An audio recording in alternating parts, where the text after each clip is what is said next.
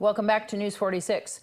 A 2.5-year-old child was one of the 4 people reportedly injured during an accident Friday afternoon on the south end of town.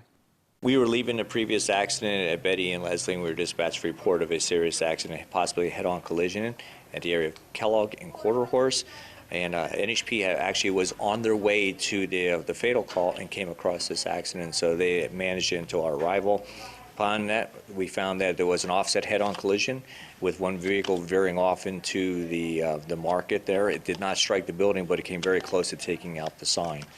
Everyone was out of the vehicle. However, there were injuries, and we transported those to the local hospital. You had to use a squad vehicle, right? We actually used a number of vehicles. There was a significant number of calls unfolding all through the morning of New Year's Day. And so some of our resources were still committed on the prior accident, Betty and Leslie. We had additional medics coming back into town, so they all kind of convened in there. But we did have a squad who was involved and then 2 medics. How many people were transported? I believe 2 were transported from that scene. There was actually 4 that were injured, but only 2 wanted to be transported. From all vehicles? From all the vehicles. All right. And was it a head-on collision, or do you know? It appeared it was an offset head-on collision with a secondary impact involving both vehicles, and one vehicle then veered off the roadway. In 1 week, 8 people in Massachusetts are believed to have died from a lethal strain of heroin. This strain has been dubbed Hollywood by police because it's branded with that name. Police are still investigating what makes this drug so dangerous. There could be a deadly mixture of additional chemicals in the batch, or it could be so pure that even some addicts' bodies can't handle it. In a seizure over the weekend, Springfield police confiscated 9,000 bags of heroin with a Hollywood stamp and arrested 4 people on heroin trafficking charges in conjunction with the bust. Police also impounded $20,000 in cash. Water testing for tritium is being conducted by Nye County officials in Amargosa and Beatty. A grant in the amount of $250,000 was received for this purpose. We caught up with Nye County Commissioner Dan Chinhuffin and Nye County Planning Director Darrell Lacey. Nye County has been doing that in conjunction with the Department of Energy. This was a new funding cycle. They give us funds to continue to monitor the wells, to drill new wells, to keep an eye on the tritium, which is the first thing you'll see if anything comes off test site. And they know where it is, and they can test it. It's at safe levels now. We'll be running samples on an annual basis.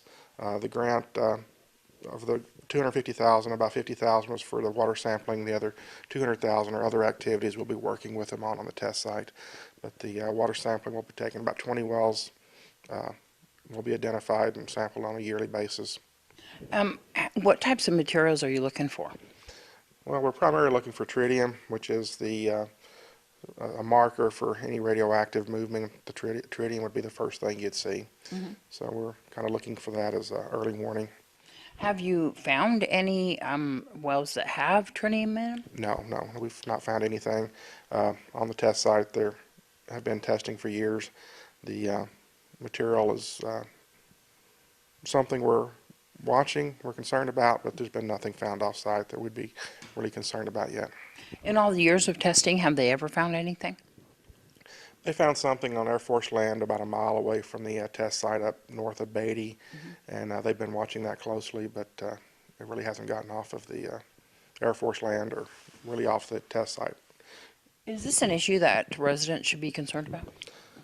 No, there's something that we're watching very closely. Of course, the radioactive materials from the weapons testing program on the test site is in the ground and the soil.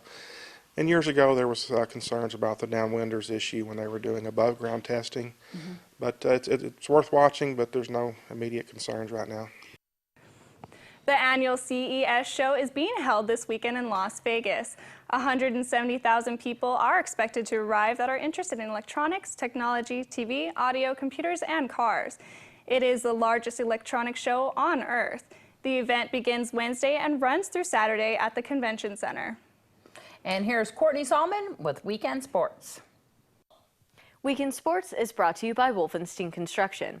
The Pahrump Valley High School boys and girls basketball teams play Wednesday on the road at Cheyenne High School in Las Vegas. The PVHS wrestling team has a match tomorrow against Spring Valley on the road. Most of the college football bowl games are over. They commence throughout December in the new year. Some of the results are Stanford beating Iowa 45-16 in the Rose Bowl. Ohio State beat Notre Dame 44-28 in the Fiesta Bowl. And even though the Las Vegas Bowl was right before Christmas, Utah beat BYU 35-28. The national championship game is January 11th, featuring Alabama versus Clemson. The regular season is officially over in the NFL. The playoff standings are as follows. In the NFC, the Carolina Panthers are number 1 and Arizona Cardinals are number 2, both of them securing a first-round bye. Third place is the Minnesota Vikings after beating the Green Bay Packers last night. Fourth is the Washington Redskins. Fifth is the Green Bay Packers, and sixth, the Seattle Seahawks. The wild card matchups this weekend will be the Seattle Seahawks on the road to Minnesota, and the Packers will travel to Washington to play the Redskins. In the AFC, the Denver Broncos clinched the number 1 after the Patriots lost to Miami and Peyton Manning returned to the field. The Patriots are number 2. Number 3 is the Cincinnati Bengals. 4th is the Houston Texans. 5th, the Kansas City Chiefs. And 6th, the Pittsburgh Steelers. The wild card matchups this weekend for the AFC are the Pittsburgh Steelers traveling to Cincinnati and the Kansas City Chiefs traveling to play the Houston Texans. This has been Weekend Sports. I'm Courtney Salmon for News 46. Thanks so much, Courtney. It was a really sad weekend for a lot of accidents and the structure fires. But terrible. Your boyfriend was on scene at that accident, that fatal Leslie. on Leslie. And he was actually trying to save the man. He was trying to revive him, You yeah. can see him in those shots. He was coming up here to see A little ya. shaken up, yeah. Yeah, he still is very shaken up from that. It's very I sad. feel sad for him. But he really tried really hard, and unfortunately, what can you do? When we return, we'll be back with Noah Began and your weather.